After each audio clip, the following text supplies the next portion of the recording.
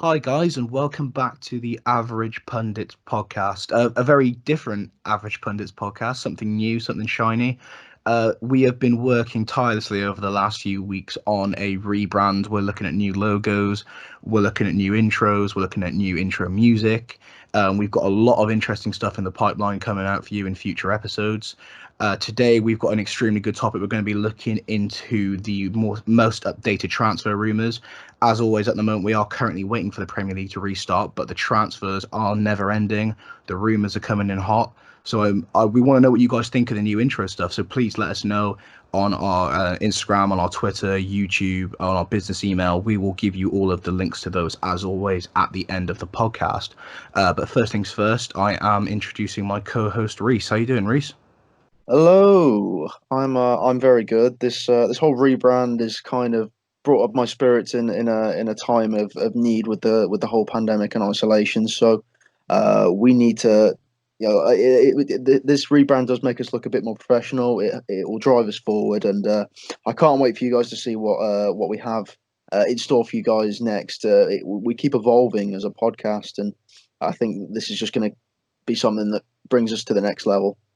It is really tough not kind of saying now what's coming out because we are Oh.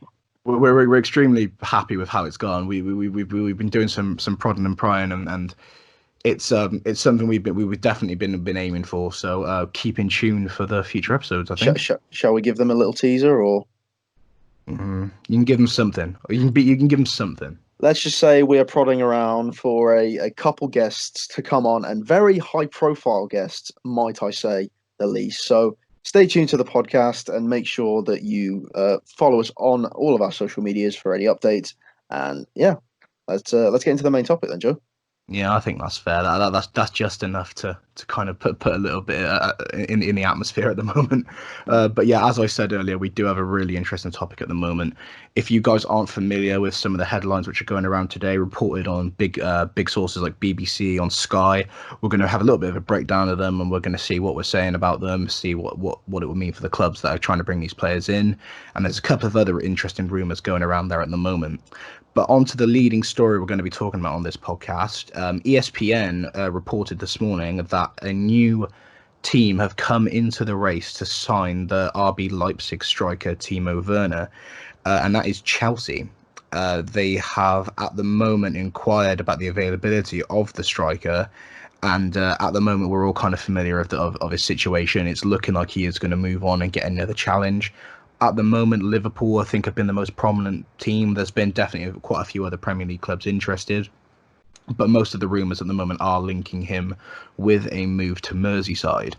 I want to know what you think about what he would bring to the Chelsea setup, Reece, because they already have quite an interesting striker, a bit of a speedster as well in Tammy Abraham.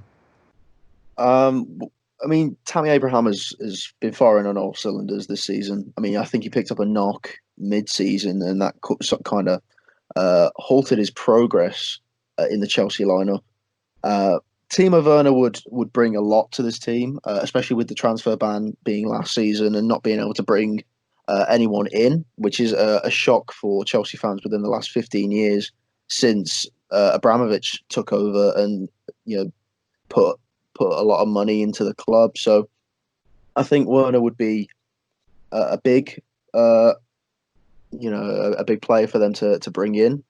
Do I think it's the right club for him? No. Being the biased Liverpool fan that I might be sometimes, I would love to see him at my club. But I think he's going to offer a lot to not just Chelsea in terms of scoring, but he can also do a bit of playmaking, and also he's prone to he's a good finisher of the ball. So he would be a dream to all the creative midfielders, especially with them bringing in Ziyech from Ajax too.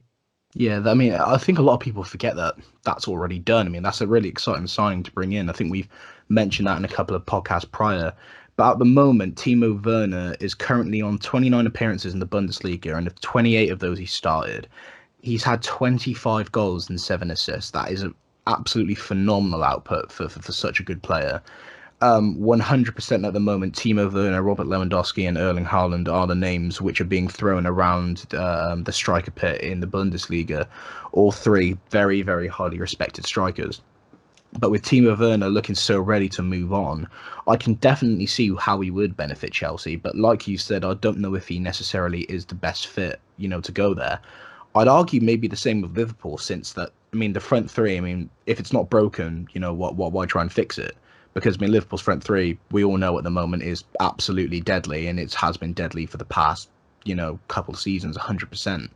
And it's a whole rebuild process, and maybe you throw Werner in there, and I hear a lot of Liverpool fans saying then you drop Roberto Firmino back into the midfield, but is that going to be getting the most out of Firmino? Because, I mean, like, there's no doubt he definitely does work in that front three. So I think it'll be really interesting seeing him go into a Liverpool setup. But I want to know mainly, I mean, with Chelsea's, a lot of the time they've had a history of having quite, bulky strikers, really strong on the ball, good shooting. They've still got Giroud at the club. They've had players like Drogba as well in the past, a very, very technical player. I want to know, just a speedster, an out and out kind of rapid winger, just that rapid striker rather. Do you reckon that brings more of an edge to Chelsea? I think it brings an edge to any team that you put Timo in. Like Timo Werner brings an edge to any team. I think you put him into the Premier League and he's a 25 goal per season player. With his speed, his finishing, he's one of the most complete players. I think around the age of about 25 that you can find around. With Chelsea as well, they haven't had the best of luck finding a number nine. Since Didier Drogba, you look at your Maratas, Fernando Torres didn't hit the ground running, and he had the combined speed, dribbling, and finishing that was he showed at Liverpool. They had Diego Costa, who was a really good player, but he was prone to getting in a lot of trouble and causing a lot of frustrations on the pitch with management as well.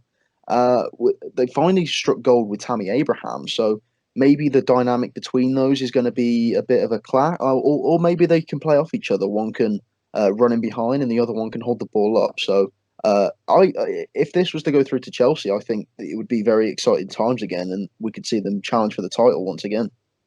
I think the Premier League right now is 100% the ideal destination for Timo Werner. That's where we all want to see him go. Aside from being a very biased Premier League podcast, we all want to see him go to the Prem. So it would be interesting to see how he would fit there. The second leading story is, I read this with a bit of a squint. I was kind of like just double checking that I definitely read it right. Manchester United would make a move for England winger Raheem Sterling should he become available if the Champions League ban is upheld. And that's being reported by The Independent. However, he is much likelier to go to Real Madrid if he does leave, is what they're also saying. Really interested to know where they're getting that from. Extremely interested to know where they're getting that from. I'm not going to lie. I really like Raheem Sterling as a player. I think he's a good footballer. I mean, 100%. I mean, I think you'd have to be silly to admit he's not a good footballer, but I like his game. I love what he's done at City. He's a really good player. Extremely jealous. He's 100% at the moment the anti-United player. He's played for Liverpool and Manchester City. United's two closest rivals. So I think doing a bit of a trilogy and then going to Manchester United, would he become the king of controversy, Reese? He would definitely be thrown up in the names, like Carlos Tevez. He would also be thrown up in the name, like guys like Luis Figo, who transferred directly from club to club. And would he be hated by the Manchester City fans? Absolutely. Would he be hailed by the Manchester United fans? Absolutely. It would be a smart ploy from Manchester United to pry the prize possession, the golden boy of Manchester City's winning generation right now. To it'd be such a bolster for them. It could drive them forward. However, I don't see it happening. There's been the great debate like this. Raheem Sterling, I see, could stay at Manchester City for the foreseeable future. And to see not the Merseyside derby, the Manchester derby, and how it's flourishing right now, like Manchester United could get to a point where they are competing with Man City again. And how amazing would it be to see a rivalry like start between Manchester United's Aaron Wan-Bissaka and Manchester City's Raheem Sterling, and have that flourish over time, and try and see who comes out on top. Like that would be an amazing story for the Premier League to follow in the next couple of years. It would certainly be kind of a battle of the giants. I mean, obviously, Aaron Wan-Bissaka, at the moment, I would probably say just behind Trent in the best right back in the league. Um, and a very interesting player. But I think in the attempts to try and sign Sterling, the whole thing would only ever come about in extreme scenarios, if like the transfer ban being upheld. But I think it's going to happen. I don't think Manchester City are going to find themselves playing Champions League football for a couple of years, and the players around the club then have got to really work out whether it's beneficial or not to stay. I mean, Sergio Aguero, the man of his caliber, not winning a Champions League, Kevin De Bruyne not winning a Champions League, Laporte, Sterling, there are more players than just Raheem Sterling in that team, which it would be a travesty for to not be competing in Europe's elite. So, and at the moment, saying that as well, Manchester United currently are in the Champions League, which is even more interesting. Obviously, if we would have had a chance to play the rest of the Europa League, which it's looking doubtful, but you never know. We could still make it in the Prem. Um, it could be interesting, but like you said, I really don't see that happening. I want to know where they got that story from. I reckon that is complete, just pulled out of the air. I mean, at the moment there isn't the greatest amount of footballing news, so they'll have to find some transfer talk somewhere. And why not start with one of the most promising English players in the game today? And what a story it would be for him to go to the rival team across the city. So for Sterling, I think if he goes anywhere, it will be Spain. I think it'll be Real Madrid. Um, where he fits into that team, I'm not sure. They've got Gareth Bale. Maybe that it includes a swap deal with Real Madrid. Raheem Sterling for Gareth Bale plus an X amount of money. That would be the only scenario I see Raheem Sterling leaving Manchester City anytime soon if their ban is not lifted. But who knows? Maybe he's got so many years left that he can outlive this 2 year ban of Manchester City and still go on and win the Champions League with them. So only time will tell what's in store for Raheem Sterling. I think going over to Real Madrid, and that especially that swap deal, like you said, I think that is something which could definitely be realistic. I could also see him 100% going to somewhere like Juventus. It just either Juventus or Real Madrid, those two just seem to make the most sense to me. But you never know. Like you said, you've got to keep your eyes out and you've got to see what's going to happen in the coming months. The next story, which we are talking about, Talksport are heavily discussing Felipe Coutinho and the fact that he is extremely interested in a return to the Premier League, according to his agent. He's currently 27 and he's currently on loan from Barcelona at Bayern Munich. And after showing some real promise at Bayern Munich, they have made the decision that they aren't going to keep him on, much like how they kind of dealt with James Rodriguez. He came into the club, did a good job, but after his couple-year loan was up, he went back to Real Madrid. I I can see the benefits of keeping a player of his caliber on, but if he's not promised to, being started, then I don't think he has any real benefit of staying there. So I am 100% in favour of him being moved on, and coming back to the Premier League, I think would be extremely desirable for him. But the question is, where does he go, Reese? I think a guy like Coutinho goes to I mean, he goes to a high caliber club, but it's who wants to take the risk with a player like Coutinho. We've seen him dazzle the fans and the play before in the Premier League with Liverpool after we signed him from Inter Milan for about £8 million. It was an absolute steal. Before selling him on to Barcelona for a rumoured about 70 million. Hasn't quite made it in Spain, and obviously shipped out to Bayern Munich. He has played decently this season as well. So any club in the Premier League would probably have him. Would he go to Manchester United? Maybe. Would he cross the threshold to to betray all Liverpool fans and become the Michael Owen of the recent footballing times? But imagine, right? I'm going to put the scenario across to you now. Imagine a team like Wolves or Leicester signing Felipe Coutinho and driving their European dreams further. That would be absolutely phenomenal. That's exactly the kind of thing which I would hope he would do. But I mean, you could say that about so many high caliber players. It's like it would make a lot of sense for them, and it could really benefit another club. and it could get those. It's 100% could certainly get a club like Wolves or Leicester to the position which they arguably are going to reach extremely soon.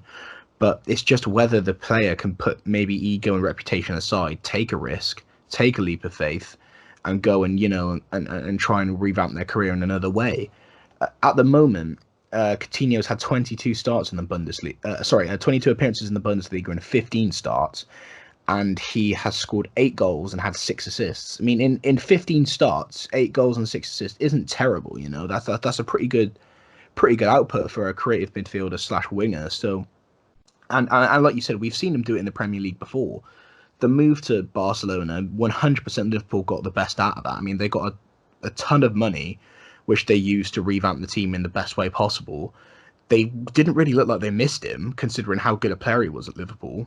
And Coutinho went over to Barcelona and just could not find the consistent form. He had some real good appearances. I mean, I'm kind of haunted by that goal he scored against United in the Champions League. That was an absolutely phenomenal goal. But beauty. I mean, and that's the kind of player he is, isn't he? I mean, he can do that.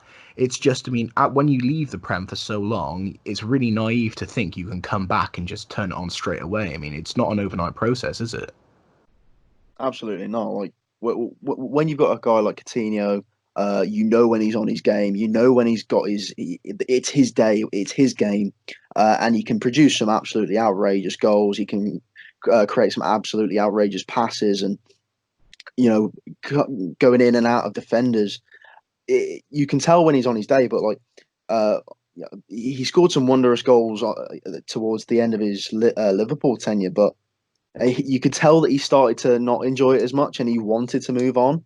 And I think Liverpool fans sort of knew that the move to Barcelona was imminent. So you could see he wasn't enjoying his football, and especially at Barcelona, I think because he wasn't getting a lot of opportunities. He was playing for Liverpool. He was used to touching the ball a lot, and with Lionel Messi, Luis Suarez, guys like that, you're not going to get the ball as much. Whereas Liverpool, he was the playmaker. He was the team was built around him, and especially even in this Bayern Munich setup, you've got Lewandowski, you've got Serge Gnabry, you've got various amounts of Leon Goretzka, all those other players that are maybe ahead of Coutinho at this point, that he might not get as many touches as he would. Maybe, like I put across, a Leicester or a Wolves, he could be the focal point of the team, and he can drive one team forward. It could be something that he could invest in and trust the process of the team. No, I 100% agree. I mean, I think that would be the ideal scenario. I think a lot of Premier League fans would be really excited to see that. I think there's probably a somewhat of a sentimentality amongst Liverpool fans. They may want to see him come back to the club where he kind of started his Premier League tenure at. But the question is right now is, do you need him? I say no. I say you don't need him. And I say there are a lot of other clubs which could greatly benefit from him. Whereas Liverpool right now, that if they need anything at all, it's maybe a couple of things depth wise. Maybe, in my opinion, you need a better CDM, but that's my opinion. But You leave Jordan Henderson alone.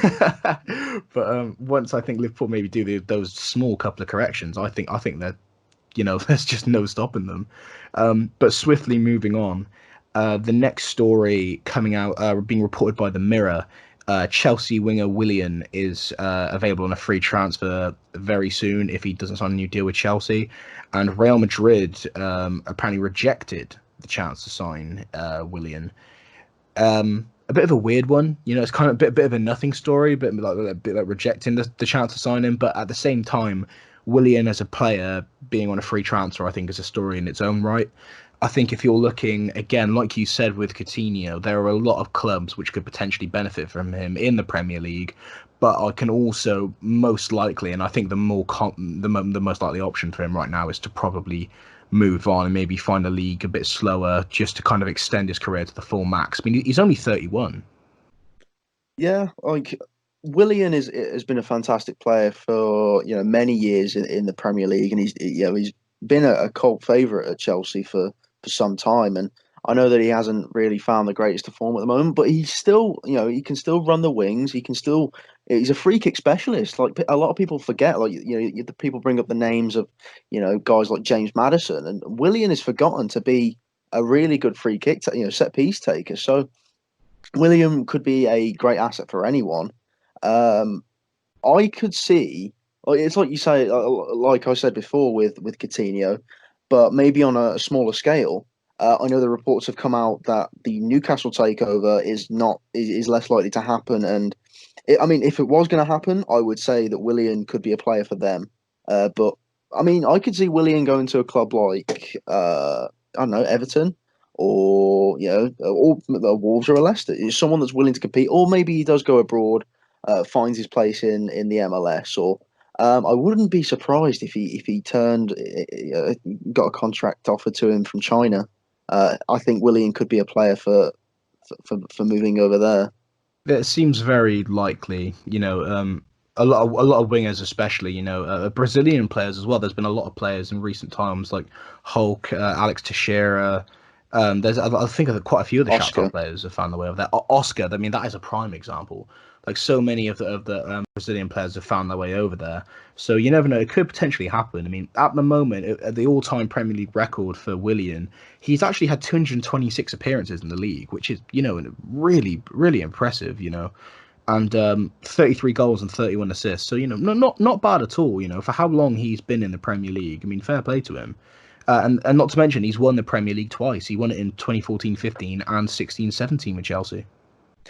Yeah, like Willian is a player that anyone could have in their team. Like you talk about like dressing room leaders, Willian could be that. Like he could take some of the young wingers in the dressing room and take them aside, teach them what they need to do better or what they need to do more of. Taking on defenders and improving their free kicks and set pieces, and really taking the IQ of some of the younger players in a squad and raising that twofold. And I think Willian is very important, especially winning those two Premier Leagues and knowing what it takes to have that championship DNA that I think is very important. Like you have players that have the DNA to win titles, and you have managers that also have DNA to win titles. So if you get the same mentalities of the players with the managers and create a squad with them, then I think you've got a winning formula pretty much.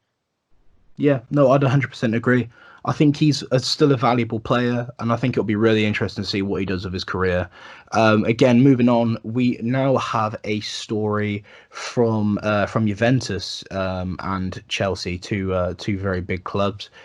At the moment, Juventus are being managed by ex-Chelsea manager Maurizio Sarri. Juventus are willing to include Federico Bernardeschi in any deal for Chelsea and Italy midfielder Jorginho.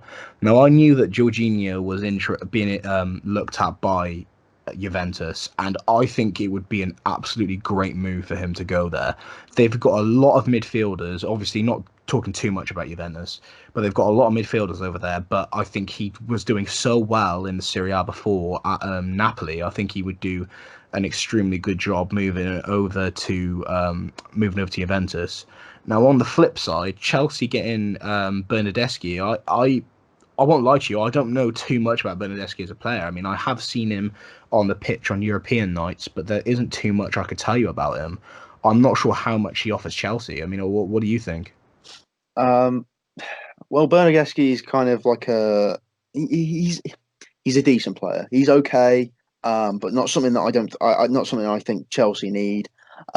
He has no goals in the league for Juventus this season. He has only scored six whilst being at Juventus. He had a really good spell at Fiorentina before making the move to Juventus, but since he moved from Fiorentina, he hasn't had a lot of he hasn't produced a lot of goals for them, and yeah, that's something that Chelsea could need. He's good on set pieces, but you I don't think he's a good fit really. Like I think Chelsea, especially with the transfer ban lifted, I think Chelsea can do a lot better than this. They might be talking about the Willian, replacement already, but I don't know. I don't think it's worth losing Jorginho. I think he's too much of a key player for Chelsea to let go for such a bang average right midfielder. He's certainly grown as a player. I mean, when he first joined Chelsea, he didn't really hit it off straight away, and I remember thinking, okay, maybe this wasn't exactly the best deal for Chelsea to go for, but he certainly rose to more of a prominence within the team since. I mean, you've got Mateo Kovacic as well in that team, who is an absolutely incredible midfielder. N'Golo Kante, who is, one of a kind. He's great at what he does. So I think, I'd agree with you. I think if they could keep Jorginho, I think it's only going to benefit them. But at the end of the day, for Jorginho, I can really see the benefit in going back to the Serie A, and what a club to go back to. I mean, the league leaders. But a little small story there that was reported by Calcio Mercato in Italy. But onto a story more focused on our shores. The Daily Mail were reporting, and reporting it's sorted now. Manchester United have extended the loan of Nigeria striker Odion Ighalo. It's now up until January 2021, and alongside that, he has also signed a new deal with Shanghai Shenhua in China. I think it's a 4-year deal. I don't know. I think it's roughly around 400k that he's actually signed for, which is incredible. And United are going to be paying him about 130k a week for the privilege whilst he's in the Premier League. Really big wages, but personally, I'm delighted. I'm really happy that he signed on with United. He's had 8 appearances in total. He's had 4 goals for us. He's had an assist as well, and he genuinely just loves being there. And also, I feel like if this wouldn't have gone on, he would have had more form as well. He's 100% not a starting striker for us, but what he does bring when he comes off the bench is interesting. When the links came in, I was certainly skeptical, but you can't argue with what he's done so far. I mean, he's not a Premier League striker all the time. He comes on every now and again, does a job, but when he does, he's been getting goals. I mean, what do you think about it, Reece? I think it's a smart idea to keep on the loan.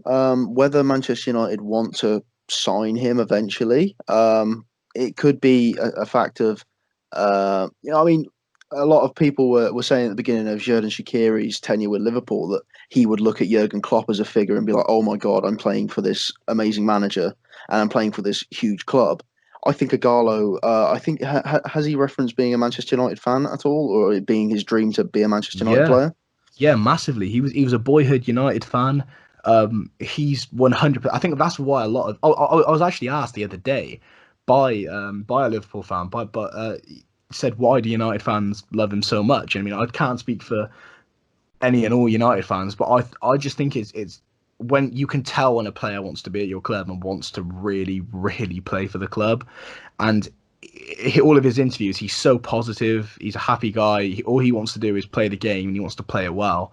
And I think he was certainly, surprised that this came about. I mean, I watched the interview when he signed for Manchester United, and he said that his agent called him late at night and said, "Look, a club's interested in you. It's Manchester United," and he thought his agent was joking. He had no idea he was telling the truth, which I honestly I can kind of believe that. I mean, if you play over in China, your previous club was Watford in the Premier League. I think it would be quite a big shock to hear that a club of the caliber of United were interested in you.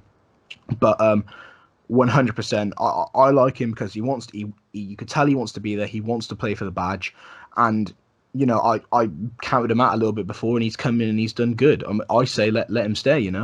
I don't know if signing him would have been the best decision. I think it might have been a bit rash, but the loan move, the one benefit of the loan is obviously if it doesn't work out, it's not a permanent deal. So I think it's a smart bit of business from United. They took a gamble. The gamble somewhat paid off. We've still got the Premier League return to look forward to, and maybe a couple more appearances from Ighalo. I think this is a win for United.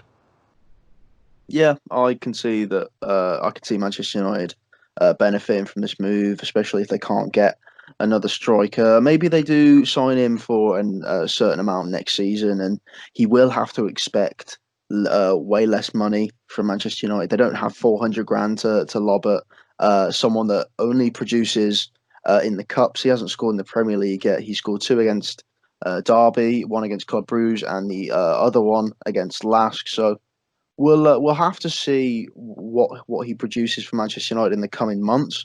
Whether it's worth extending his loan, whether it's worth him being signed as a substitute striker, whilst Manchester United search for someone big to fill the void that Lukaku left. that they've kind of failed. But we've talked about Manchester United's forward, debacle in recently, and who does start that striking spot? Is it Martial? Is it someone else that hasn't come into the United team yet? Is Rashford the starting striker? Does Mason Greenwood, or is it the front three? Who knows? Like Manchester United's striking problems, they have extended on not investing in a striker since the departure of Lukaku. It's certainly something which I can see being up for debate, but in my opinion, 100% Rashford and Martial have to start. The right wing position is completely, in my opinion, right now, all to play for.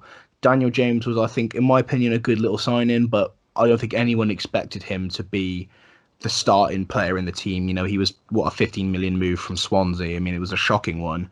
No one really expected it, but at the same time, he's struggled to find form, but when he first came in, he showed promise. He showed he got a goal against Lask as well. So you never know. I still think there's a place for Daniel James in the team, but occupying the right wing position right now is the priority. We don't need to push any strikers out onto the side. Mason Greenwood's a striker. Martial's a striker. Rashford, in my opinion, is a striker as well, but he certainly can play a lot better adapted on the left as well. So right now, Martial up front, Rashford on the left, Greenwood and Agallo as your backups, because Greenwood can drift off, but the right wing position is what we need to focus on. And we've discussed who United should possibly bring on the right wing in the previous podcast. If you haven't listened, go back and check out our last transfer discussion podcast. It was only a few episodes ago. Some really interesting stuff in there. So I recommend you go and give that a little listen to see what our opinions were. But moving swiftly on, the Telegraph are reporting that Liverpool are in discussions to extend the loan of the 23-year-old Welsh midfielder Harry Wilson at Bournemouth, and also the 20-year-old English striker Ryan Brewster at Swansea until the end of the season, just so they can, kind of complete their full tenure at their clubs, which I think is 100% fair. I think the club started with them; they should be able to finish with them. Two interesting players, I think. Certainly towards the start of the average pundit's journey, I maybe didn't rate Harry Wilson too high in the starting few episodes, but he is 100% had some really good performances for Bournemouth. I think he's Liverpool caliber? No. Do I think he's Premier League caliber? Yes. I think he definitely can stay in the Premier League. As for Ryan Brewster, I can't really talk too much on him. I haven't seen enough of him in high-profile games. Liverpool fans are certainly still very hopeful of him. Like I said, I don't really have any real opinion on him. I don't know about you, mate. It's weird. Obviously, it's fair to the teams that are wanting the extra loan. Bournemouth are in a relegation battle. Swansea, I'm not sure what they're doing in the Championship, but they will need these players because they can't. If we take them off them, then we will get in a lot of deep water trouble with the teams and other fans, because we would be seen as really bad, as a bad team for them. With Ryan Brewster, I mean, and Wilson as well. You don't really see them as Liverpool standards, as you say. That they don't produce a lot in their young age at the moment, and we're in a win now mentality. I could definitely see us selling Wilson in the transfer window. Brewster, maybe another loan spell. It depends on if they are willing to fight for their place in the team. Like, if Wilson's happy to go out on another loan and then come back, and we'll see what he's doing. Because I don't want us to have another situation where we send out a player and not have them and have them be a star. Like Luis Alberto has gone to the Serie A and has lit the Italian league on fire. He has played out of his skin this season, and that's something that we're missing out on. The creative midfielder that I've urged us to sign, and maybe Harry Wilson can become that player in the near future. Who knows? It's football's a weird thing where you don't know who's going to be the next big thing. No one predicted Harry Kane was going to become the phenomenon that he is, and we're sitting here today and saying that he's one of the best strikers in the Premier League. So Ryan Brewster could have a historic rise and be our striker for the future. No one knows. So with young players, it's really weird to sort of predict and say whether we should keep them or not, because it's just it's unpredictable. Like, they could work as hard as they can and get to a point where they are one of the best players in the league. Yeah, definitely two assets to Liverpool. Two assets which could potentially bring in money. Liverpool have been very good at bringing in money on players that they've been selling fairly recently. Maybe lower caliber players which they've been able to get a good fee from. So maybe they'll replicate that. I mean, we'll never know. I mean, we'll have to see in the coming months. The Mirror are reporting as well that Arsenal are ready to offer David Luiz a new 1 year deal, but in the meantime, he will reduce his 130k a week contract down. I this is again a bit of a weird one. David Luiz in his career has been a very good centre back at Chelsea and at PSG. He's had some very good performances, a very well rounded player a lot of the time. I definitely don't. I think it's unwise to discredit David Luiz. He's 33 now, and he's had Premier League experience. Has it worked out at Arsenal? Not really, in my opinion. He hasn't been that prominent. But at the same time, on the flip side to that, what did you want from David Luiz? I mean, I think he was, what is it? It was like a 9 million signing from Chelsea, Yeah. something like that. It was a quick fix for Arsenal. They had him on really high wages because of his experience and caliber in the Premier League, but it was a quick fix. They paid the minimal money for him. I don't know how much real money they could make by selling him. I mean, I do see the benefit of signing him on another deal, but it doesn't fix anything for Arsenal. They need defenders. They need centre backs so badly, and Mustafi and David Luiz for me just aren't cutting it. I don't know about you, but they're not the ones to see Arsenal through. No, I mean, David Luiz is that player that he needs a good centre back partner. That's the conclusion I've come to. At PSG, he had Thiago Silva and he was he's shown as one of the best players in the best centre backs in the world at the time. And when he was at Chelsea, he had John Terry and Gary Cahill, who could be argued as some of the best English centre backs for for the past 10 years. So I think that David Luiz needs a big partner at Arsenal, whether it be they bring in the Saliba or they bring excuse me, or whether they bring in a big player like Upamecano or someone who is very defensive minded and wins the ball back, because David Luiz is a player that we see is a ball playing defender, and he likes to play the ball, but maybe doesn't have talents necessary to be that ball playing defender. So it's a very sticky situation for Arsenal. Obviously, they're gonna extend his deal and offer him less money, which he should be taking, because he's not the defender that he once was. So he lets in more goals, and maybe that is down to him, or maybe it's down to the back line of Arsenal. So maybe more defensive coverage could save David Luiz a bit more embarrassment, and save Arsenal conceding a few more goals. Yeah, I 100% feel like there's a frustration amongst the Arsenal fans with a lot of holes in the team. David Luiz, I don't think is the priority right now. But signing him to a new deal, it's backup. Hopefully, it's backup for Arsenal whilst they get a couple of new big players in. But we'll have to see. Obviously, Mikel Arteta, a new manager at the club. Maybe he has a plan. Maybe he needs a big transfer window. We will have to see. I think the last two real interesting points to discuss. Maurizio Pochettino, as being reported by the Express in conjunction with La Liga TV, I believe. He stipulated that the next club that he manages must be able to contend for trophies, which definitely throws a few irons in the fire around the whole Newcastle takeover, whether it's happening, it's not happening. But he was certainly a manager which was thrown around the name of the club. And would Newcastle be able to compete for trophies straight away? No, they won't. I think that's pretty black and white. Unless they went out and signed an entire team of players who have maybe once played together with each other and know each other's movements and how they play as a squad. I don't think there's any way that Newcastle are competing for any titles straight away. A rebuild's a rebuild. It takes time. So maybe Maurizio Pochettino to Newcastle isn't going to happen, Reece. Potentially, as we mentioned in our previous podcast, if you haven't seen, Rafa Benitez, maybe he's the man for the job. Yeah, I can see Poch going to a team that does need trophies and does need is ready to compete. Maybe he does take over a club, but I doubt it will be the Premier League, because I can't see him taking over. The only team I can see him potentially taking over in the Premier League is Manchester United. That is the only team.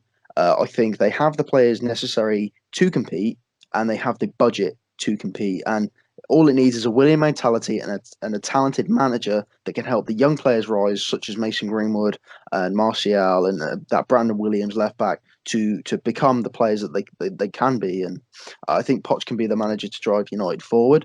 When it comes to, I think he could take over in multiple teams in Italy, maybe a Napoli job, or maybe in the French league. He could become the next PSG manager for all we know. So it's very. There are a lot of teams ready to compete. There are a lot of teams that are dominant in their leagues.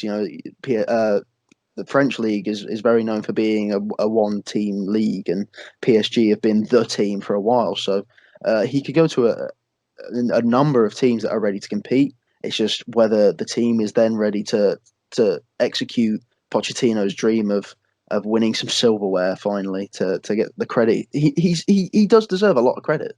Yeah, 100%. I mean, he's a great manager.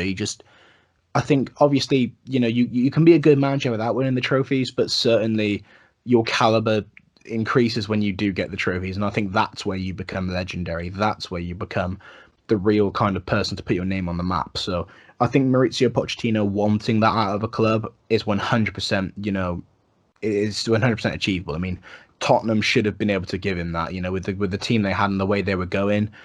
Tottenham should have been able to give him that, but sadly it ended the way it did. So hopefully, I'm so 100% rooting for Pochettino. He deserves a good club, and he deserves a real kind of push forward to get some titles. So that'll be interesting to see coming up very Yeah, soon. definitely. And Sorry, Poch, for not getting you Champions League. I was gonna say, yeah, you can have a go at Liverpool for that, Poch. Um, Hey, but the last thing I think which is interesting to talk about, again coming from the Mail, Chelsea have apparently submitted a proposal to the Premier League to increase the maximum number of substitutes permitted on the bench from 7 to 9 for the remainder of the season.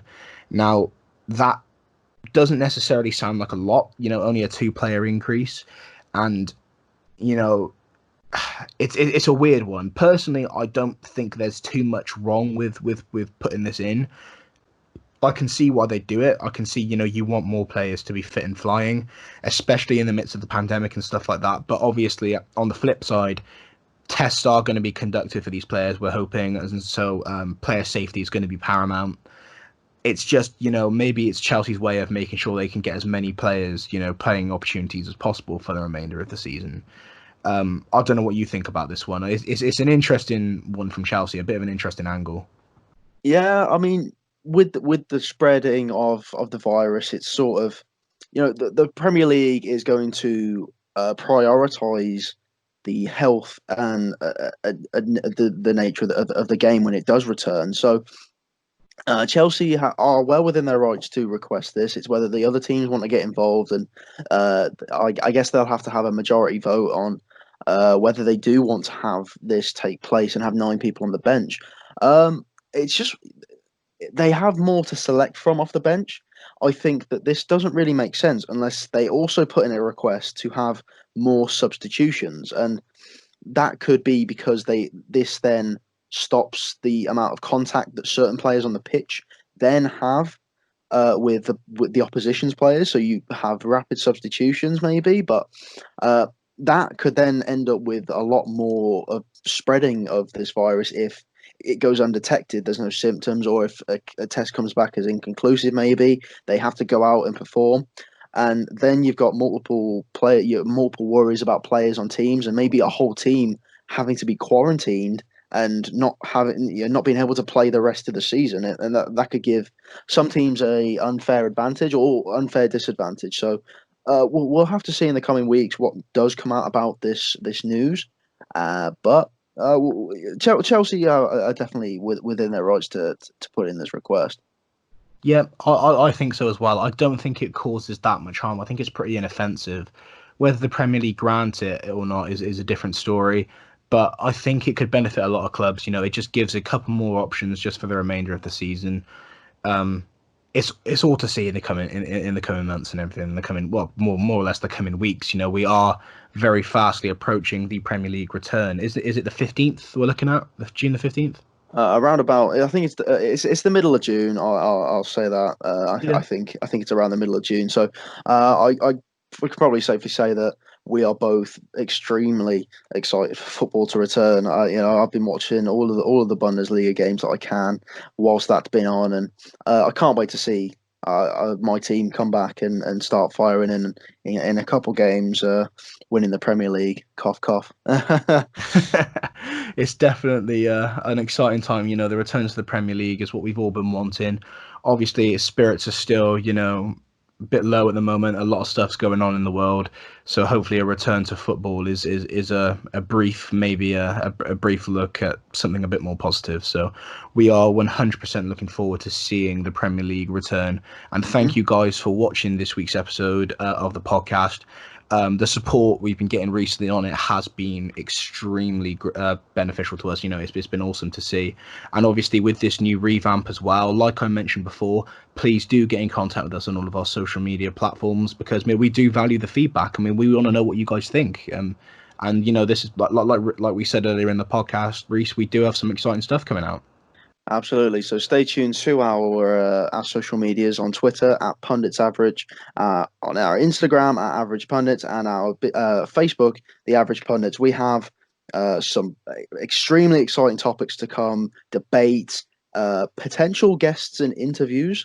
So that is still to come, and you guys are going to love everything that we bring out. So make sure you stay tuned for that. If you do want to get in contact with us, to come onto the podcast, please do at the average pundits at outlook.com. There we go. And also, lastly, we just want to say before we end this podcast, the revamp that we did, it couldn't have been possible without the help of some really good friends to the podcast. If you're interested in the work they've done, we've got a new logo, we've got a new intro, and we've also got a new intro music. Please check the our social medias and check the link in the description if you're listening to this on YouTube. They'll have all the information there. Please support what they do, because they are, really talented, really good people. So thank you very much to them. Thank you very much to everyone listening today, and we will see you next time.